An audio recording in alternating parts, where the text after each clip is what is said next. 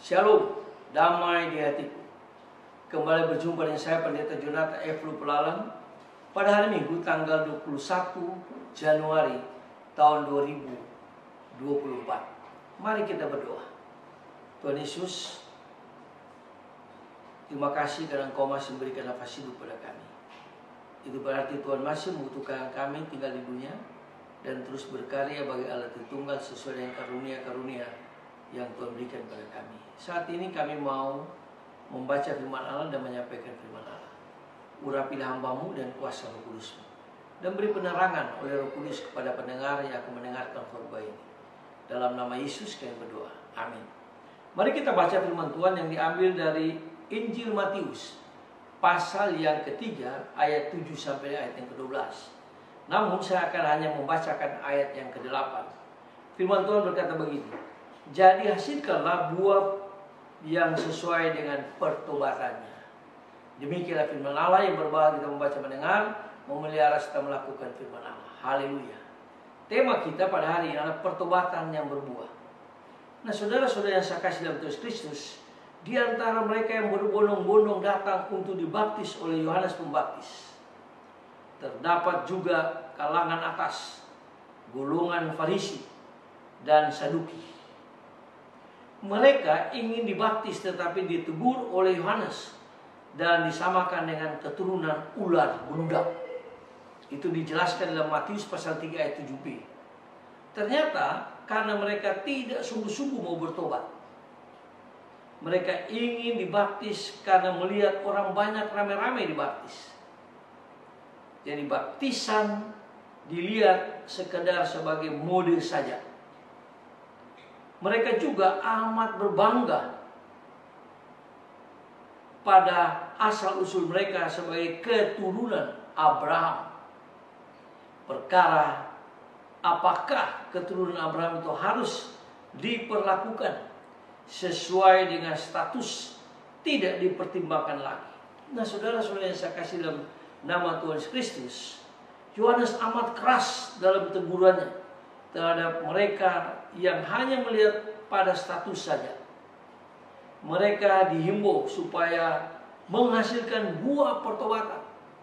Kita juga kalau mau bertobat harus ada buah pertobatan. Kamis kemarin saya menyampaikan firman Tuhan tentang bertobat dari kebinasaan. Sama dengan ini.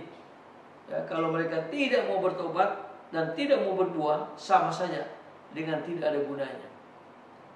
Nah, saudara-saudara yang saya kasih dalam nama Tuhan Kristus, orang yang mau bertobat harus bagaikan pohon yang berbuah. Jika tidak akan ditebang. Matius 3 ayat 10. Dia yang akan datang digambarkan sebagai penebang yang sudah siap dengan kapaknya. Itu juga dalam Matius pasal 3 ayat 10. Yang akan membaptis dengan api. Matius pasal 3 ayat 11. Dan sudah siap pula dengan alat penampi yang nyaring gandum dan debu jerami.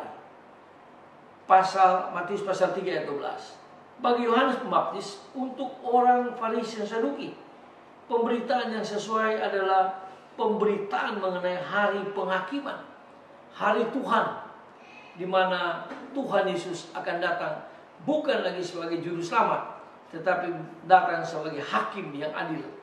Nah, saudara-saudara yang saya kasih dalam Tuhan Kristus, sama seperti Yohanes, Yesus juga menghimbau agar orang bertobat. Matius 4 ayat 17. Tetapi himbauan pertobatan ini disusul dengan ucapan-ucapan bahagia sebanyak 9 kali. Itu khotbah di bukit, yaitu Matius pasal yang ke-5 ayat 13 sampai dengan ayat 3 sampai ayat 11. Dan khotbah yang di bukit yang penuh dengan pesan-pesan yang memerdekakan orang dari berbagai-bagai penderitaan dan dosa. Nah, saudara-saudara yang saya kasih dalam nama Tuhan Yesus Kristus, hal ini sangat penting.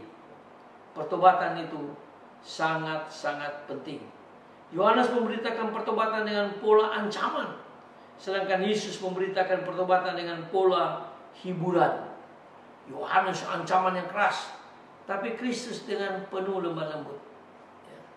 Dia menyampaikan pertobatan dengan penuh lemah lembut.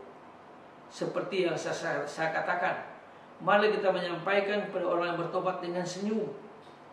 3S. S pertama itu senyum. Senyum artinya dunia indah. Sesudah kita senyum, mari kita sapa. Kita berkomunikasi dengan orang itu. Lalu S yang ketiga, kita sentuh dia. Kita membagikan kasih Kristus kepadanya. Dan pasti mereka akan datang dan bertobat. Roh Kudus akan menolongnya. Nah, kalau harus memilih, tentu lebih baik mengikuti pola Yesus. Pakai 3S. Senyum, sapa, dan sentuh. Tetapi konteks yang dihadapi perlu menjadi pertimbangan. Rupanya Yohanes melihat orang Yahudi keras kepala. Makanya dia memakai sistem yang sangat keras. Dan itu saya kira Tuhan Yesus juga tidak melarangnya. Yang paling penting bagi Tuhan Yesus dan bagi Yohanes adalah mereka mau bertobat dan menghasilkan buah pertobatan. Jadi saudara-saudara yang saya kasih dalam Yesus Kristus, kalau kita bertobat, kita harus menghasilkan buah pertobatan itu. Buah pertobatan itu di mana? Buah-buah roh. Kita harus memiliki buah-buah roh. Ada kasih, ada pengampunan, ada sukacita dan sebagainya.